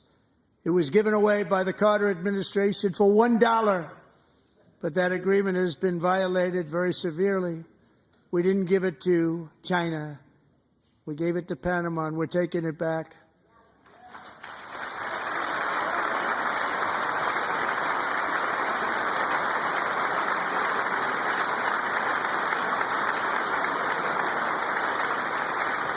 And we have Marco Rubio in charge. Good luck, Marco.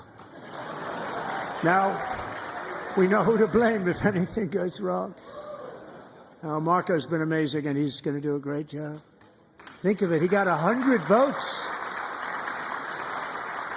You know, he was approved with actually 99, but the 100th was this gentleman, and I feel very certain. So let's assume he got 100 votes. And I'm either very, very happy about that or I'm very concerned about it.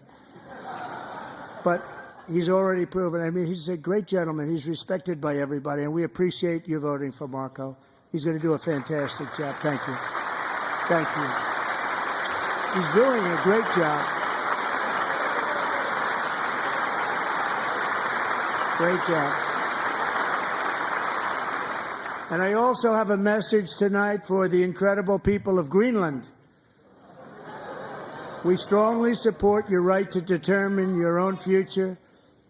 And if you choose, we welcome you into the United States of America. We need Greenland for national security and even international security, and we're working with everybody involved to try and get it. But we need it really for international world security, and I think we're going to get it.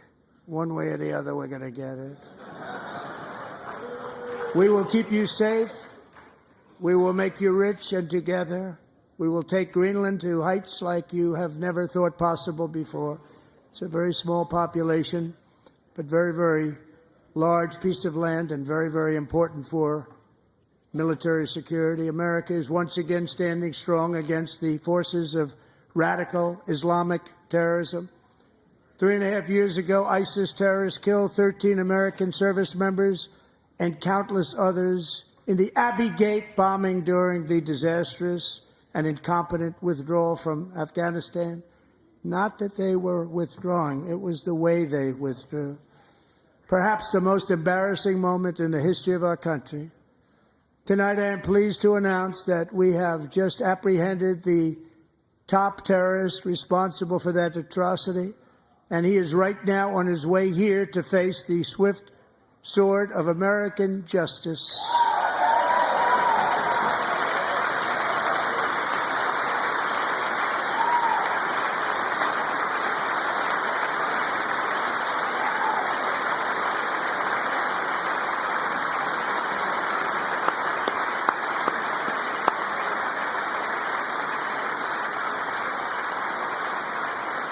And I want to thank especially the government of Pakistan for helping arrest this monster.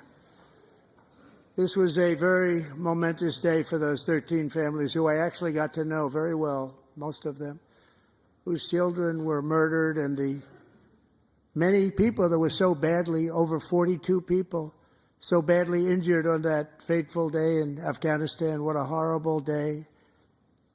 Such incompetence was shown. That when Putin saw what happened, I guess he said, wow, maybe this is my chance. That's how bad it was. Should have never happened. Grossly incompetent people. I spoke to many of the parents and loved ones, and they're all in our hearts tonight. Just spoke to them on the phone. We had a big call every one of them called, and everybody was on the line, and they did nothing but cry with happiness. They were very happy, as happy as you can be under those circumstances. Their child, brother, sister, son, daughter was killed for no reason whatsoever. In the Middle East, we're bringing back our hostages from Gaza. In my first term, we achieved one of the most groundbreaking peace agreements in generations, the Abraham Accords.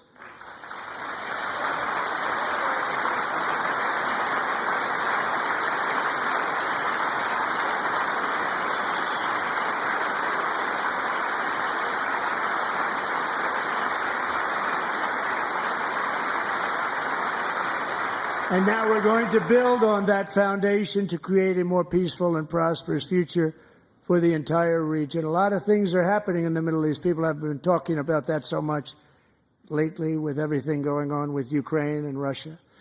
But a lot of things are happening in the Middle East. It's a rough neighborhood, actually. I'm also working tirelessly to end the savage conflict in Ukraine. Millions of Ukrainians and Russians have been needlessly killed or wounded in this horrific and brutal conflict with no end in sight.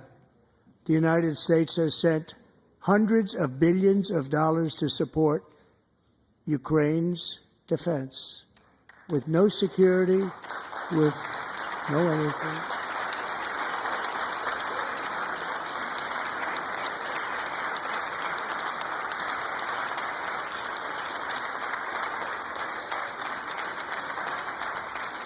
Do you want to keep it going for another 5 years?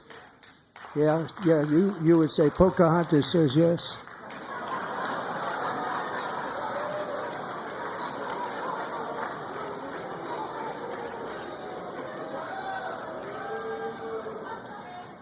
$2,000 people are being killed every single week.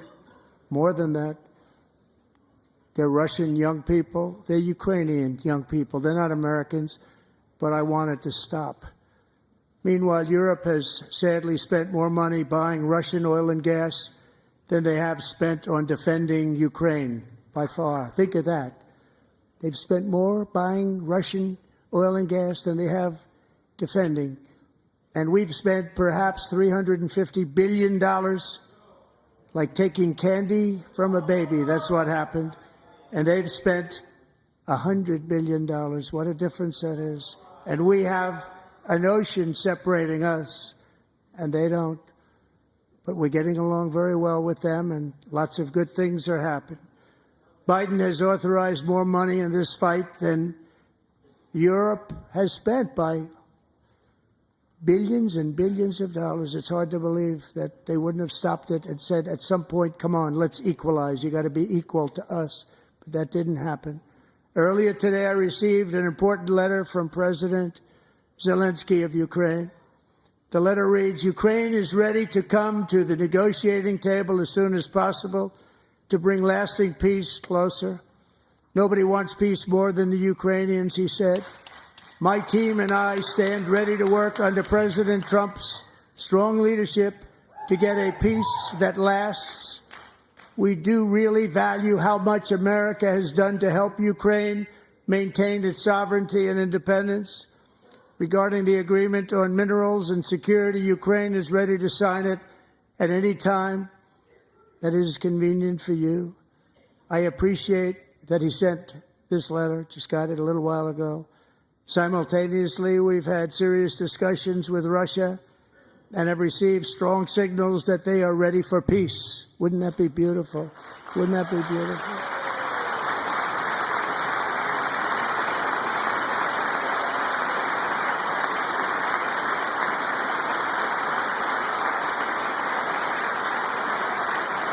Wouldn't that be beautiful?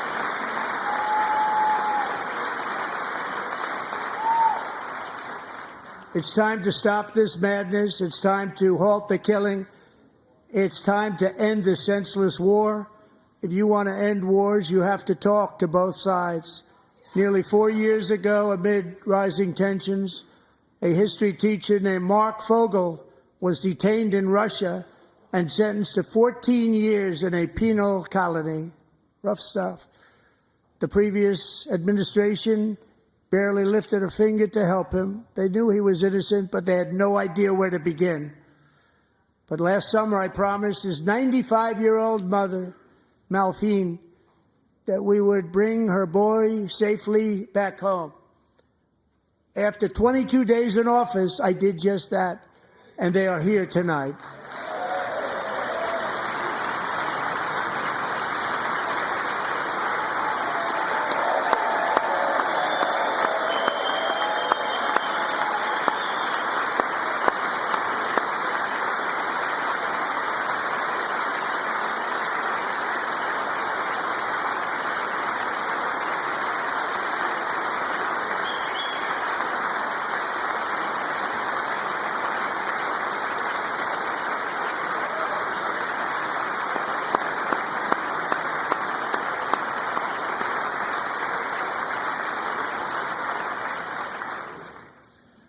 To Mark and his great mom, we are delighted to have you safe and sound and with us. As fate would have it, Mark Fogel was born in a small rural town in Butler, Pennsylvania. Have you heard of it? Where his mother has lived for the past 78 years. I just happened to go there last July 13th for a rally. That was not pleasant. And that is where I met his beautiful mom right before I walked onto that stage. And I told her I would not forget what she said about her son. And I never did I? Never forgot. Less than 10 minutes later, at that same rally, gunfire rang out, and a sick and deranged assassin unloaded 8 bullets from his sniper's perch into a crowd of many thousands of people. My life was saved by a fraction of an inch, but some were not so lucky. Corey Comparator was a firefighter, a veteran, a Christian, a husband, a devoted father, and above all, a protector. When the sound of gunshots pierced the air, it was a horrible sound. Corey knew instantly what it was and what to do. He threw himself on top of his wife and daughters and shielded them from the bullets with his own body. Corey was hit really hard. You know the story from there. He sacrificed his life to save theirs. 2 others, very fine people, were also seriously hit. But thankfully, with the help of 2 great country doctors, we thought they were gone and they were saved. So those doctors had great talent. We're joined by Corey's wife, Helen, who was his high school sweetheart, and their 2 beloved daughters, Allison and Kaylee. Thank you.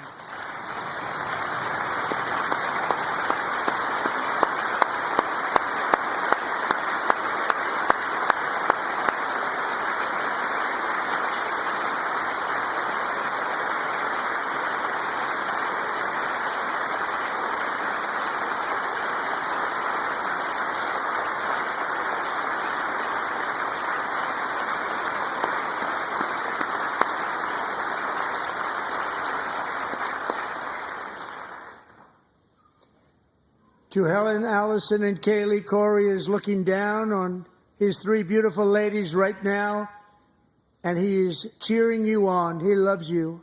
He is cheering you on. Corey was taken from us much too soon, but his destiny was to leave us all with a shining example of the selfless devotion of a true American patriot. It was love like Corey's that built our country, and it's love like Corey's that is going to make our country more majestic than ever before. I believe that my life was saved that day in Butler for a very good reason. I was saved by God to make America great again. I believe that.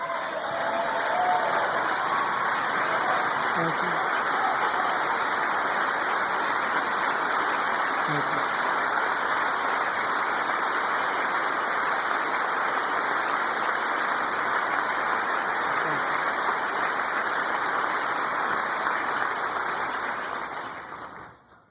Thank you very much. From the patriots of Lexington and Concord to the heroes of Gettysburg and Normandy, from the warriors who crossed the Delaware to the trailblazers who climbed the Rockies, and from the legends who soared at Kitty Hawk to the astronauts who touched the moon, Americans have always been the people who defied all odds, transcended all dangers, made the most extraordinary sacrifices, and did whatever it took to defend our children, our country, and our freedom. And as we have seen in this chamber tonight, that same strength, faith, love, and spirit is still alive and thriving in the hearts of the American people. Despite the best efforts of those who would try to censor us, silence us, break us, destroy us, Americans are today a proud, free, sovereign, and independent nation that will always be free, and we will fight for it till death. We will never let anything happen to our beloved country, because we are a country of doers, dreamers, fighters, and survivors. Our ancestors crossed a vast ocean, strode into the unknown wilderness, and carved their fortunes from the rock and soil of a perilous and very dangerous frontier. They chased our destiny across a boundless continent. They built the railroads, laid the highways, and graced the world with American marvels like the Empire State Building, the mighty Hoover Dam, and the towering Golden Gate Bridge. They lit the world with electricity, broke free of the force of gravity, fired up the engines of American industry, vanquished the communists, fascists, and Marxists all over the world, and gave us countless modern wonders sculptured out of iron, glass, and steel. We stand on the shoulders of these pioneers who won and built the modern age, these workers who poured their sweat into the skylines of our cities, these warriors who shed their blood on fields of battle and gave everything they had for our rights and for our freedom. Now it is our time to take up the righteous cause of American liberty. And it is our turn to take America's destiny into our own hands and begin the most thrilling days in the history of our country. This will be our greatest era. With God's help, over the next 4 years, we are going to lead this nation even higher, and we are going to forge the freest, most advanced, most dynamic, and most dominant civilization ever to exist on the face of this earth. We are going to create the highest quality of life, build the safest and wealthiest and healthiest and most vital communities anywhere in the world. We are going to conquer the vast frontiers of science, and we are going to lead humanity into space and plant the American flag on the planet Mars and even far beyond.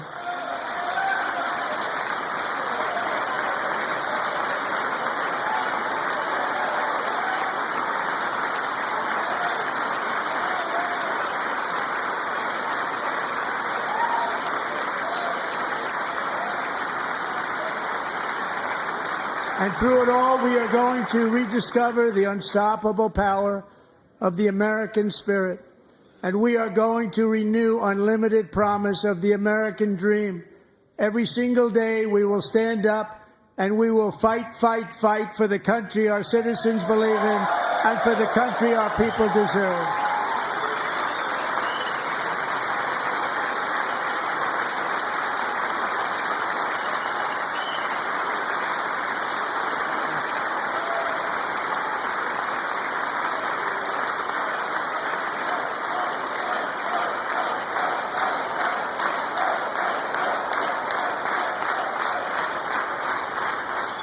My fellow Americans, get ready for an incredible future, because the golden age of America has only just begun.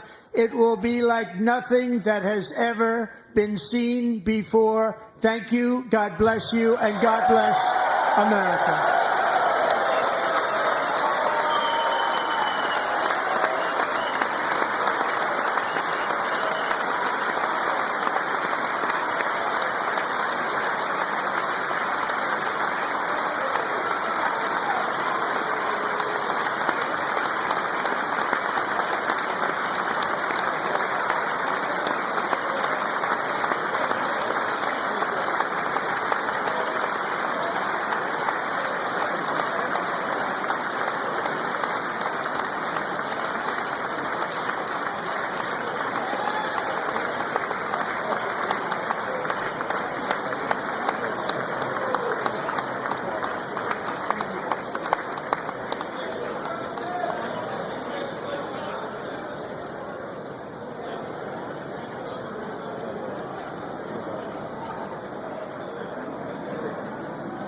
Thank you very much. Great job. Thank you. Great honor.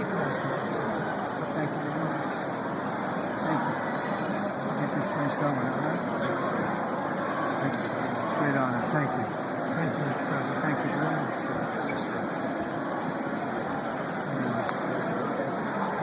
Thank you very much. Appreciate it. Thank you. I'll see you soon. Teaching young people to learn about. Well, I'm trying to.